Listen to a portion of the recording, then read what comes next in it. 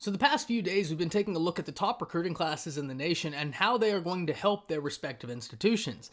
And with the future in mind, I kind of wanted to take a look today at how the conference play is going to shake up. And given that the Big 12 is right in my backyard, I really don't think there's a better place for me to start than the Big 12. But before we hop into that, I want to hear from y'all. So I'm going to pin this down in the comments and I'd like for y'all to reply because I really want to hear where y'all's heads are at. Who do you think is in the prime position to win the Big 12? Because I truly believe the Big 12 is going to be one of the most intriguing conferences next year with the addition of Steve Sarkisian with Spencer Rattler, another year under his belt. Campbell staying there with Hall, Purdy. There's a lot of interesting storylines. But before we hop into that, y'all, if you're here, go ahead and subscribe to the channel. I do constant college football content, whether that be player review, film review, or talk videos like this, and I'd love to have you along for the journey. If you enjoy the video, like it, and like I said, drop a comment down below to let me know who you think is in prime position to win the Big 12. But with all that being said, let's hop straight into it. So, last season, the Big 12 finished out with Oklahoma on top, followed by Iowa State, Texas, Oklahoma State, West Virginia, TCU, Kansas State, Tech, Baylor, Kansas. Now, I specifically want to focus on the top portion of the Big 12 because I don't think that there's going to be a whole lot of movement, or at least meaningful movement, at the bottom of the Big 12.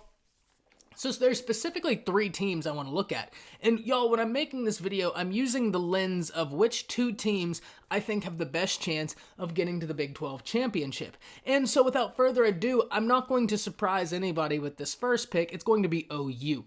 The reason it's going to be OU was Big 12 champs last year. They had a disappointing start to their season, but they really came on strong in the back portion of their season. The defensive front played very well.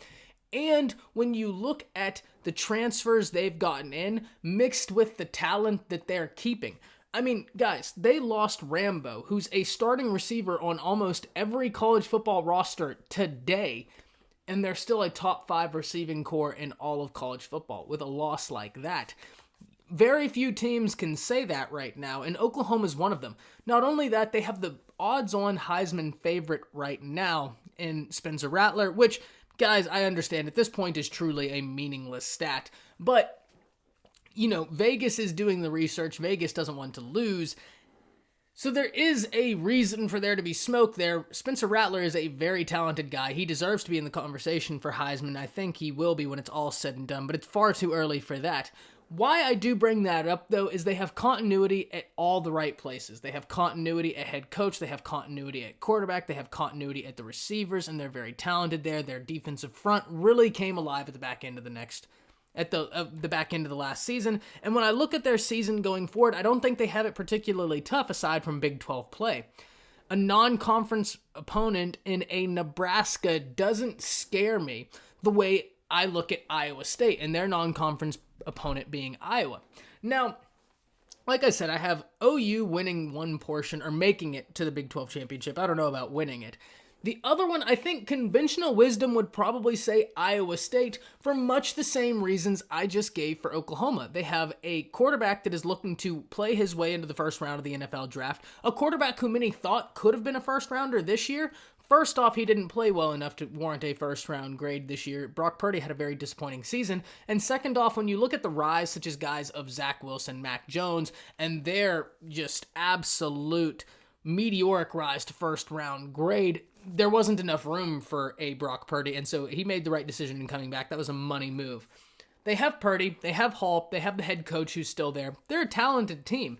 I think the problem I have with Iowa State, specifically if I look at their schedule, let's start with that. They play Iowa. Guys, the rivalry that is OU-Texas, although it's not as large, the Iowa and Iowa State people don't feel that way, right? Nationally, the OU-Texas rivalry is much larger, with much larger implications. But for the people in that area, for the players on that team, that Iowa State-Iowa rivalry is as large as it gets. And so when you mix into the fray that Iowa State has to play Oklahoma, Texas, all of the Big 12, and then their non-conference game is a rivalry game that could really go either way, depending, it doesn't even matter. It's a lot like the Red River rivalry, where ranking kind of goes out the window. You might think that OU or Texas is supremely talented one year, much more talented than the opposite. But then they get beat in the game because it really does come down to who wants it more that day. And OU and Texas are always talented, let's be honest. Iowa State, is not in a good position with their off conference schedule, having Iowa, because Texas, when you look at them, they have Arkansas. While Arkansas was impressive last season, they weren't impressive relative to the rest of the SEC. They were impressive relative to our expectations of Arkansas, because many of us didn't think Arkansas was going to win any meaningful games. So look, my hot take here is actually not that it's OU Iowa State again, which I think, like I said, conventional wisdom would say, because of the continuity at multiple key positions and the continuity at staff. I actually think the hot take is Texas is able to surpass Iowa State for that number 2. Now, like we talked about yesterday, with Texas having the recruiting ranking of 17, Iowa State's recruiting ranking is 52nd in the nation, and I just don't think that they are going to be able to compete with a Texas who's going to look to come in and instantly play to their strengths. That's the beauty of Sark. I keep saying it. With Sark, simplicity is the key to brilliance. That doesn't mean he's not going to get flashy, but at the heart of everything, it's simplicity. How can he get his best guys and the best opportunities to make the best plays? And Texas has the best running back in the Big 12 in Bijan Robinson, one of the best running backs in the nation. The guy is uber talented. I think with Sark, and with the recruiting class coming in, look, you have a Jatavion Sanders who knows where he's going to play, and you actually have a few guys who are coming into the recruiting class that look to fill some holes that are going to be left with guys like Asai going out, guys like Stearns leaving for the NFL draft. But I truly believe with the new staff that's around Austin, Texas is in a prime position to go and take that number 2 spot that Iowa State currently holds in the Big 12, and I say currently holds because of last year's ranking. I don't think OU is going to be knocked off of their top spot relative to getting to the Big 12 championship. I think that they're the most talented team in the Big 12 because they've returned so much depth on that roster. But Texas is very talented as well. Texas has something to say, and I think the new coaching staff really has something to prove, and they're going to look to make big splashes. Now remember, Texas fans, I don't have y'all making the playoffs year 1. That's not to say I don't think y'all could. Things happen. You know, Sark's a great coach, but when I think that would outline the difference, that something Josh Pate brought up on the 24/7 Sports show that I really agreed with, the difference between a team and a program. A team is something that happens one year. A program is a sample size. Y'all are building a program. It's awesome to have a great team, but you want a great program. That's going to take a few years, and it's then that I think you're going to see most of your lasting success. But that's about it.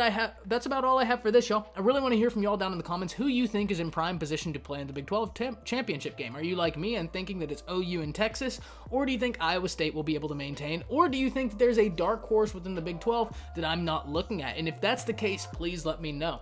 That's it, y'all. See ya.